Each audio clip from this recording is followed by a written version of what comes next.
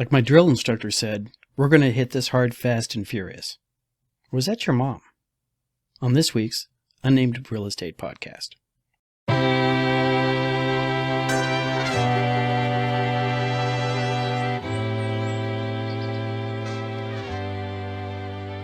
You know, you go away for a week and you come back and not a lot has changed. So, my name's Charles Ray Dawson. I'm associate broker with ProStar Realty, and this is the Unnamed Real Estate Podcast, and we are on episode 34. I've been was on traveling a couple states this week. I wouldn't really call it a vacation. Had a memorial service to go to, then sort of took the long way back and visited with my folks and a couple friends up in the Salt Lake area. And I, get back home, start running numbers and everything like that and looking, and not a lot of really has changed. The one thing I do want to point out from last week's episode is that when I was talking about Evergreen, that Chinese company, I kept referring to them as a bank, and what they actually are is that they were a real estate investment trust. So a lot of the same mechanisms sit there inside, but I'm looking like a bank run. I was talking about how that thing happens, and I thought they were a lender for real estate, and it turns out that they're actually more on the developer side. Regardless of that, they still have a lot of things up in there on what's going on with that. A whole bunch of people suddenly realized how exposed they were. Maybe they watched my podcast on Friday, or over the weekend, and went, "Whoa, maybe I really need to check to see if I have any holdings in that company." And they looked it up, and so Monday morning when you saw that little stock market craziness, that was pretty much everybody coming in the next Monday after reading the news on Sunday and then really taking a look at their portfolio. Just from the news that I had to see right now, they're supposed to be coming up with something today in China about how they're going to deal with this company, which means they're probably going to make their announcement 5 seconds after I post this thing, just like the Supreme Court seems to. But as it was looking at right now, they're still in trouble. They still have a whole bunch of empty buildings they have nothing to do with. They're still way over leveraged and everything. And they're talking about who's going to get the haircut. Right now, I think, my opinion, asterisk, Ray is not a financial anything. I think they're going to wind up just having people who are holding the foreign bonds take a dump on stuff like that. They're going to take the loss. I'm going to make sure that any assets are there that do get liquidated and put back to the investors are going to go to all the local team first. So that's probably better because it's a lot harder to travel all the way over to the Pacific to China to have a little riot and maybe lynch a couple corporate executives than it is to just jump in your car and drive down the street and find the guy. So we'll see what's happening on all that. Other things that came up on this is that because this was a short week and I've been traveling, we're going to keep this really, really tight.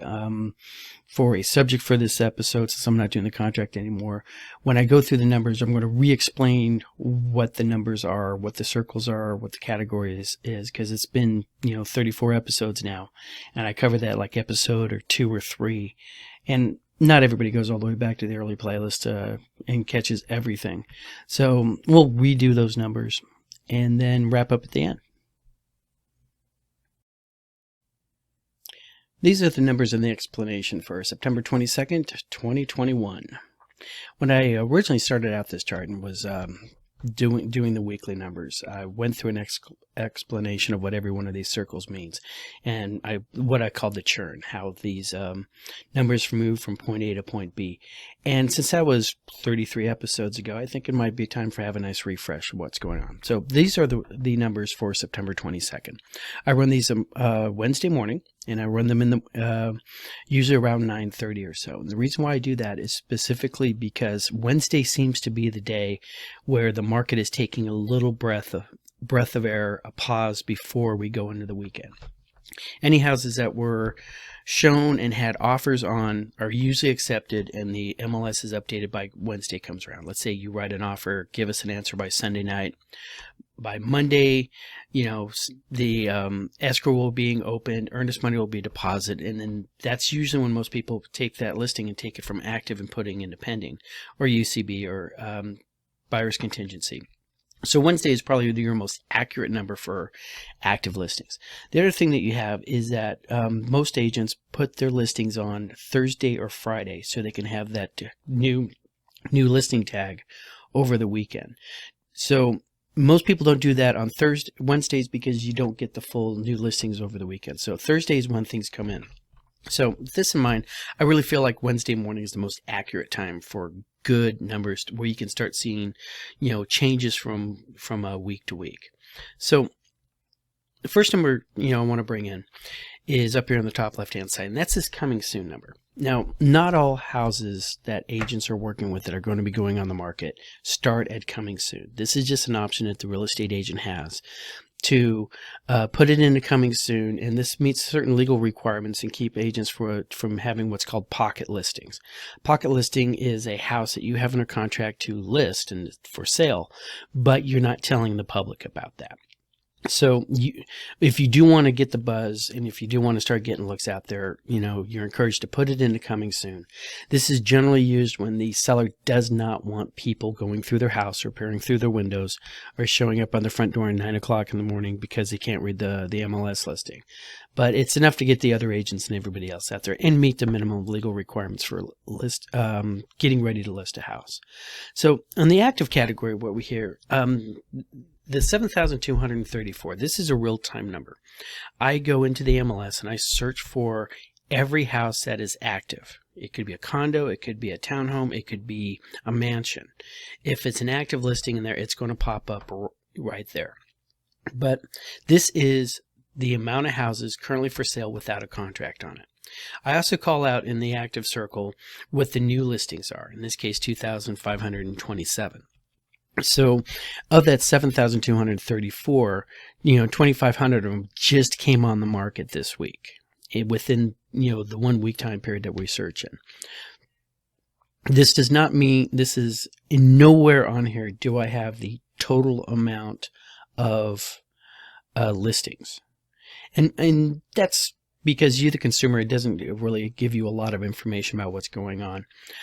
We track it on our end to see sort of like the health of the market and whatnot. But you, the consumer, are more interested in the changes and how things are moving from point A to point B. So on this chart that I come up with, I have these arrows, and these arrows are here to let you know where the numbers move from point A to point B. All right. So if you have an active listing, it can go into under contract looking for backups, pending, or contract with a buyer's contingency. All red circles on here is a listing that is currently under some sort of contract. So breaking it down into the three different ones lets you know that, all right, of the UCB under contract looking for backups, you can still technically go look at this property and you can write an offer on it. It's just that there's already an offer accepted on it and you are just going as a backup position in case that first one falls through. Pending is just pending. That means we're under contract. We're not looking for anybody else.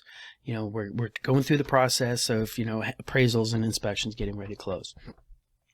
And this contract contingent on buyer sale down here at the bottom, this is where the buyer needs to hold a little bit in reserve. They're sitting there going, we want to buy this house, but we won't have the money unless we sell our old house first, and we got to get that taken care of. So these three categories right here are all the houses that are pretty much already under contract at least once. And of these, only the UCB you could almost consider available.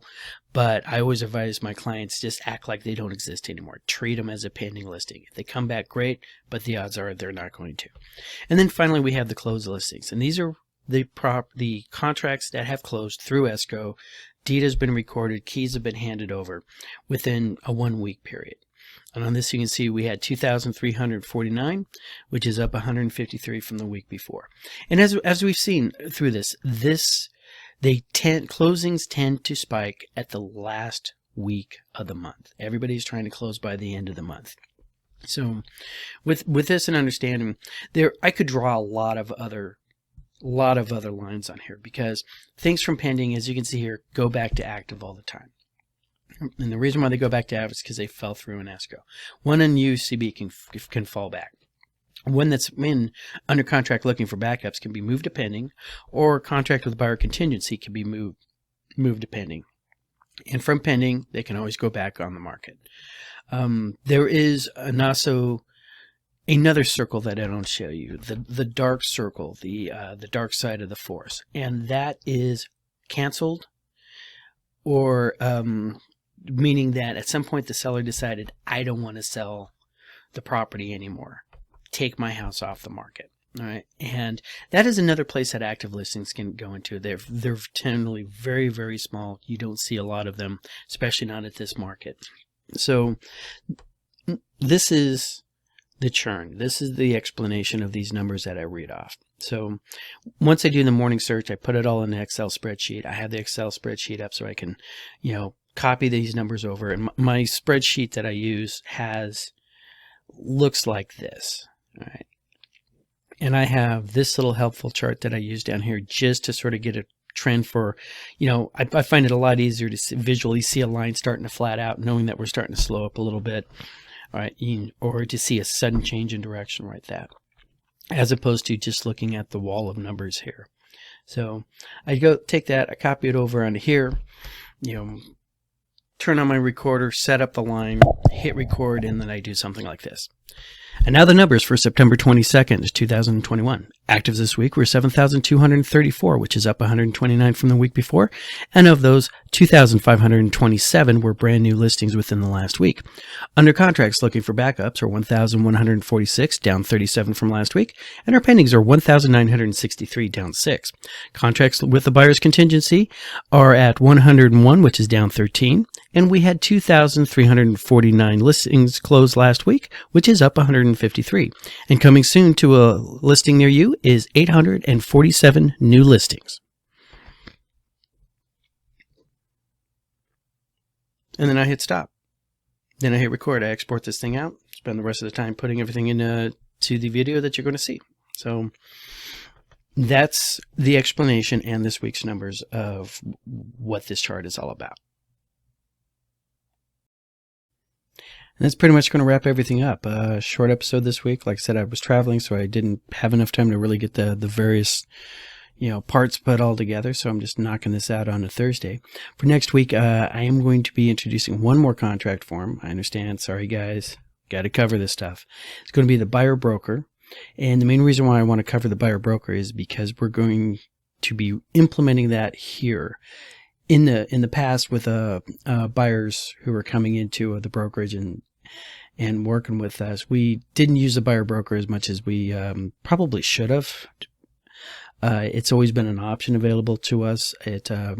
I'll explain to you what that document is next week, but it is something that at least I am personally going to be implementing with every one of my buyers. So I wanted to really make sure to get a good coverage of what that document is, who it protects, who it helps, how it benefits the buyer in the long run, and mostly to just get ahead of what I think is upcoming legal issues that the Department of Justice and National Association of Realtors are getting themselves into. I like to get a little step or two in front of that before it starts really impacting the downstream, markets like ours. So thank you very much for watching, and you guys have yourself a great weekend, all right?